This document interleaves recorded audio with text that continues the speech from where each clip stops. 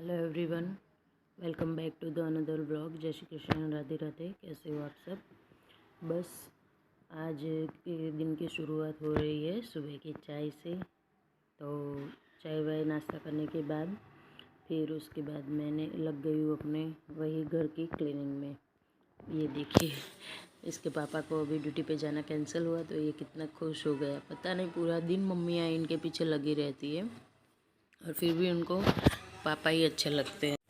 मतलब पूरा दिन इनके पीछे मम्मियाँ पड़ी रहे, मेहनत मम्मियाँ करे, सारा कुछ मम्मियाँ करे और साथ तो पापा का ही चाहिए होता है सबको। तो बस खुश होके नाच रहा है ताकि मम्मी की डांट से भी बच जाए। पापा होते तो ज़्यादा मम्मी डांटे तो फिर पापा उनकी साइड ले लेते हैं ना, इस वजह से पापा ज़्यादा अच्छे लगते हैं।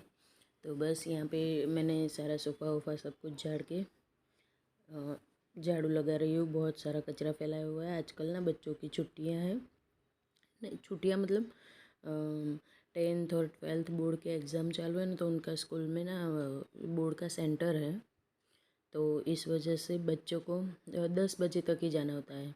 तो फिर 2 घंटे के लिए क्या भेजना, और सिलेबस सारा कंप्लीट हो चुका है उनका, बस सिर्फ़ और सिर्फ रिवीज़न हो रहा है। तो इस वजह से मैं नहीं भेजती हूँ ज़्यादा उनको।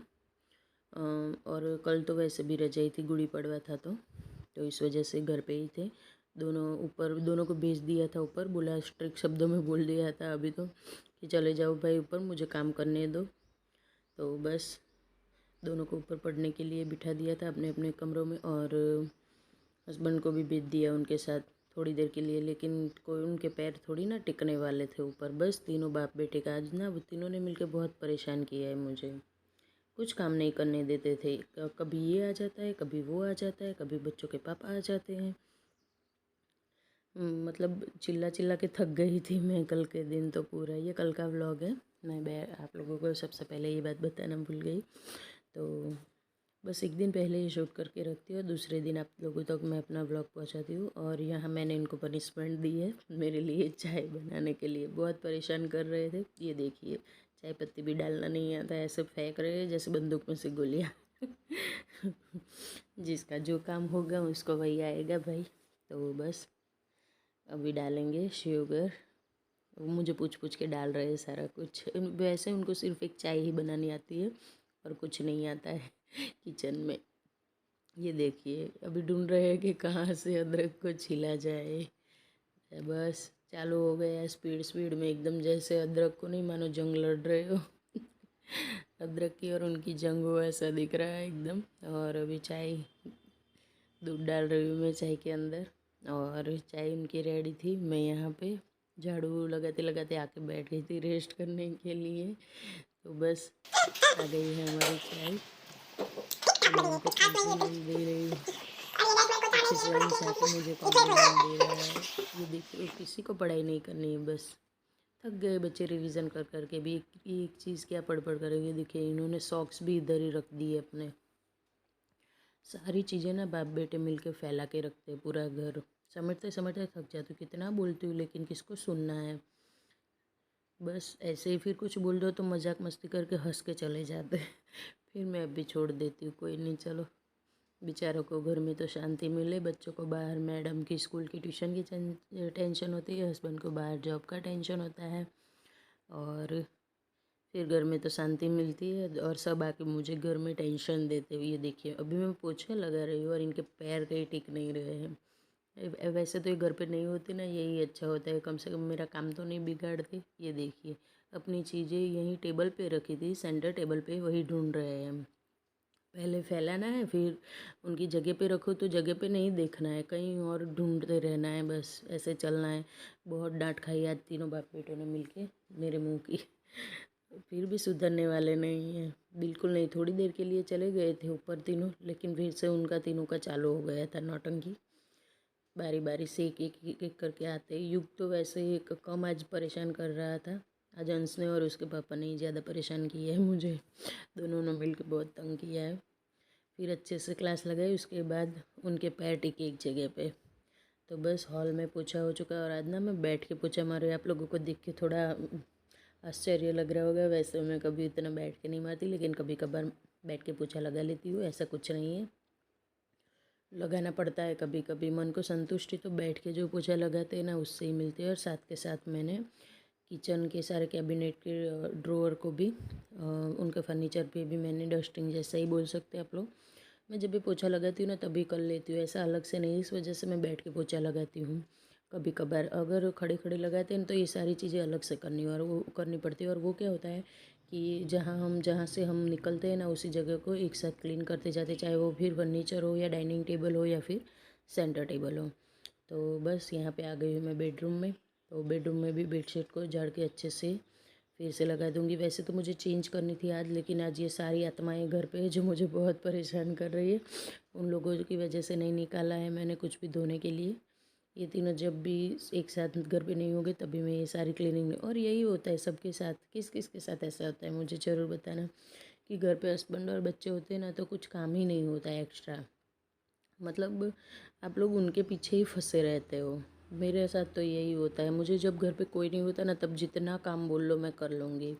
और ना एक के बाद एक निकाल निकाल के मैं काम करती हूँ। और यहाँ पे मेरा झाड़ू लगाना रह गया था तो फिर सारा कुछ करके मतलब चादर वादर झाड़ के अच्छे से लगा के सारी चीज़ों को अपनी जगह पे अरेंज करके फिर उसके बाद आ गई हूँ मैं यहाँ पे झाड़ू लगाने के लिए। और उसके बाद लगा लूँगी पोछा। यहाँ तो मैंने बैठ के नहीं लगाया था क्योंकि यहाँ पहुँचते पहुँचते मैं बुरी तरह से थक गई थी, क्योंकि बीच में उठ उठ के मुझे 2-3 काम और भी करने पड़े थे। इस वजह से फिर मैंने खड़े खड़े। और ये वाला रूम ना ज़्यादा गंदा भी नहीं होता, यहाँ पे कोई नहीं आता है, खास चेंज करने के लिए ही आता है। हेलो माय ब्यूटीफुल फैमिली, कैसे हो आप सब? आई होप आप सब ठीक होंगे, स्वस्थ होंगे और मस्त होंगे। तो बस घर का ऑलमोस्ट काम हो चुका है, साफ़ सफाई हो चुकी है मेरी। और बस अभी ना खाना बनाना बाकी है। और आप सबको चैत्री नवरात्रि की बहुत बहुत शुभकामनाएं। और आज गुड़ी पड़वा भी है, हमारे मराठी भाई बहनों का नया साल। तो गुड़ी पड़वा की भी खूब खूब शुभकामनाएं।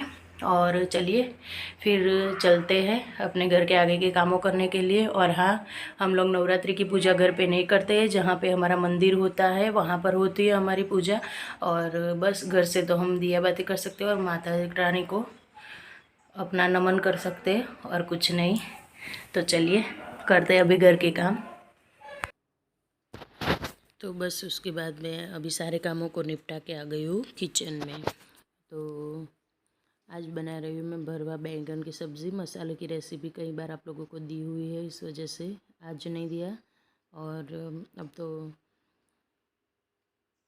मैं ऑयल डाल के मसाले के अंदर फिर उनको बैंगनों में भर लूँगी।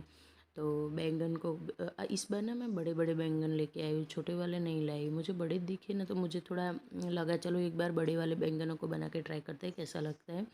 तो उनको डंठल के साथ ही बनाऊँगी, बस डंठल थोड़े थोड़े से कट कर लूँगी, नॉर्मल नॉर्मल से, ज़्यादा नहीं। तो बैंगनों में मैंने मसाला भरना स्टार्ट कर दिया। पहले चेक कर लेंगे क्योंकि बैंगन बाहर से तो अच्छे दिखते हैं लेकिन अंदर कभी कभार ना कुछ कीड़े वीड़े आ जाते हैं। तो इस वजह से ना चेक कर कर के क्लीन करना पड़ता है, मतलब चेक कर कर के भरना पड़ता है। तो सारे बैंगनों को पहले मैं चीरा लगा दूँगी, एक खड़ा और एक बोलते हैं ना स्लीपिंग लाइन में वो वाला। तो दोनों तरफ से 2 कट लगा दूँगी और फिर भर लूँगी उसके अंदर मसाले। उसके बाद ऑयल को एकदम तेज़ आंच पे गरम करना है। और उसके बाद ना बैंगनों को हमें थोड़ा सा गोल्डन ब्राउन, मतलब एकदम थोड़ा थोड़ा सा ब्राउन ब्राउन कलर सा हो जाए तब तक फ्राई करना है। तो बस ऐसे सीधे ही रख देना। और साथ के साथ ना मैंने 2-3 लाल मिर्च भी भर के रखी थी। इसके साथ आप आलू को भी भर सकते हो, आलू के अंदर भी मसाले भर के साथ ही बना सकते हो। बहुत सारी चीज़ें बन सकती है इसके अंदर, मिर्च भी बन सकती है, वो जो बड़े बड़े से खड़े खड़े लंबे लंबे बैगन आते हैं ना उसे भी भर सकते हो आप बीच में से कट लगा के। तो बस मसाला एक ही है, कुछ भी डाल सकते हो आप। तो बस अभी बैंगनों को मैं चेंज कर लूँगी उनकी साइडों को, क्योंकि एक तरफ से वो थोड़े थोड़े से गोल्डन हो चुके हैं ब्राउन कलर के, और दूसरी तरफ से उनका कलर चेंज कर लेंगे। और ये में ऑयल कोट हो जाए फटाफट से, क्योंकि अभी खाना खाने का टाइम भी हो गया था और अभी तो मैं बना रही हूँ। तो फिर आज सब घर पे तो परेशान करेगी खाने के लिए, इस वजह से जल्दी जल्दी थोड़ा कर रही हूँ। और कितना अच्छा लगता है ना ग्रीन और रेड कलर साथ में। मुझे तो ये कलरों का कॉम्बिनेशन बहुत पसंद है सब्जियों से ज़्यादा। तो और ऐसा नहीं है कि इतने बड़े बड़े बैंगन हैं तो खाने में अच्छे नहीं लगे, खाने में बहुत टेस्टी बनती है ये वाली सब्ज़ी। तो मेरे घर में ना सबकी फेवरेट है। वैसे बैंगन बच्चे नहीं खाते हैं, लेकिन ऐसा कुछ बना के दो ना तो वो खा जाते हैं, शौक से खा लेते हैं। बस इस वाले बैंगन में ना, और यहाँ पे हाँ मसाला ऑल टाइम बचा के रखना होता है। इस बार मुझसे मसाला थोड़ा कम बना था, इस वजह से ग्रेवी थोड़ी कम पड़ गई थी। इस सब्ज़ी में ग्रेवी बच्चे ज़्यादा खाते हैं। तो एक गिलास पूरा भर के मैंने पानी डाला है, क्योंकि बैंगन बहुत बड़े बड़े से हैं और उनको एकदम स्लो टू मीडियम फ्लेम पे ही हम ढक के पकाएंगे ताकि अच्छे से पक जाए। और आज बना रही हूँ शीरा। नवरात्रि का पहला दिन है तो मीठा तो बनना ज़रूरी है। तो भोग के लिए आज बन रहा है शीरा।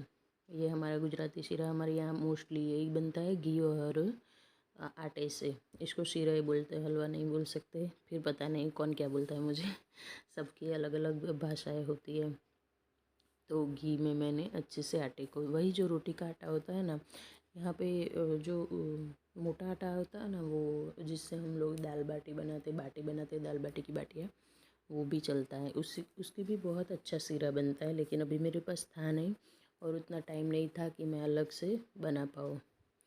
तो इस वजह से मैंने यही आटा ले लिया है। और चाहती तो मैं वो भी डाल सकती थी, सूजी भी, लेकिन बच्चों ने मना किया। बच्चों को ये वाला ज़्यादा पसंद है। तो अच्छे से भून जाए उसके बाद डाल देना है इसमें पानी, एकदम खौलता हुआ गर्म पानी। आप चाहो तो यहाँ पे दूध भी डाल सकते हो, लेकिन घी दूध शक्कर सब कुछ मिल के ना एकदम हैवी हैवी सा हो जाता है। और वैसे भी आज बैंगन की सब्ज़ी के साथ बनने वाला है बाजरे की रोटी, तो बहुत ज़्यादा सब कुछ हैवी हो जाता है। इस वजह से मैंने जितना हो सके उतना चीज़ों को लाइट करने का प्रयत्न किया है। तो बस इसको ना पानी डालने के बाद बहुत ज़्यादा चलाना पड़ता है, नहीं तो उसमें ना गुठलियाँ रह जाती है, गांठें पड़ जाती है। तो इस वजह से मैं यहाँ से फटाफट फटाफट से हिला रही और मेरे हाथों में दर्द हो रहा है, इसलिए मैं ये वाले अपने फेस की मूवमेंट दे रही थी। तो बस अच्छे से हिला लूँगी और उसके बाद डाल देनी है चीनी स्वाद अनुसार। तो चीनी डाल के भी फिर से हिलाना पड़ेगा, मतलब चलाना पड़ेगा गुजराती आ जाती है मेरी बीच बीच में। तो अच्छे से चलाना पड़ेगा और फिर मतलब जब तक ये पूरा ड्राई ना हो जाए ना तब तक इसको चलाना पड़ता है। वैसे ड्राई हो ही जाता है, ज़्यादा टाइम नहीं लगता है, थोड़ी देर में हो जाता है। जितना ये स्मूथ होता जाएगा ना उतना जल्दी ड्राई हो जाएगा। तो बस सिर्फ यही ध्यान रखना है कि उसमें पानी डालने के बाद गुठलियाँ ना पड़े, और पानी थोड़ा थोड़ा करके डालना होता है। एक साथ डाल देते हैं ना तो फिर वो ठीक नहीं होता। और बहुत ज़्यादा टेस्टी शीरा भी बना था। सब्ज़ी भी रेडी है देखिए। और बस इसी तरह से थोड़ी सी गाढ़ी सी ग्रेवी होनी चाहिए ना, बिना लहसुन प्याज वाली ग्रेवी है ये, बहुत टेस्टी बनती है। तो बस हमारी सब्ज़ी भी रेडी है, शीरा भी रेडी है, और अब बना लूँगी बाजरे की रोटी। वैसे ना इसको रोटी को हम गुजराती में रोटी नहीं बोलते बाजरे की, इसको हम रोटला बोलते हैं। फीमेल वर्जन में नहीं बोलते इसको, मेल वर्जन में बोलते हैं बाजरे का रोटला। रोटी नहीं बोलते हमारे यहाँ। लेकिन खैर चलिए, अभी यहाँ ये मेरी टी शर्ट गंदी हो गई, थोड़ा सा पानी और आटा साथ में उड़ गया था ऊपर, तो क्लीन करने चली गई थी। वैसे भी वाइट कलर की कपड़े जल्दी गंदे हो जाते हैं। तो बस इस वाले आटे को भी बहुत ज़्यादा मतलब मेहनत करनी पड़ती है आटे को लगाने के लिए अच्छे से। अगर आटा आपका एकदम स्मूथ डो तैयार होगा ना तो बहुत अच्छे से रोटी बनेगी आपकी। तो अंश यहाँ को पे भगवान को भोग लगा के आ गया है और सारा भोग खा के आया है सिर्फ लगा के नहीं, भगवान को लगा के सारा कुछ खा के ही आता है वो।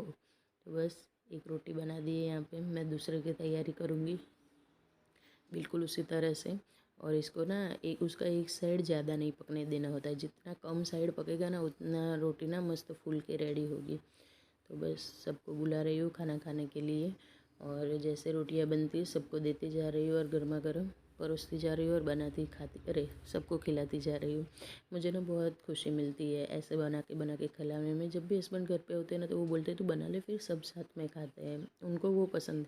लेकिन मुझे गरम गरम सबको जैसे ऐसे बन रहा होता है ना ऐसे खिलाने में बहुत आनंद मिलता है।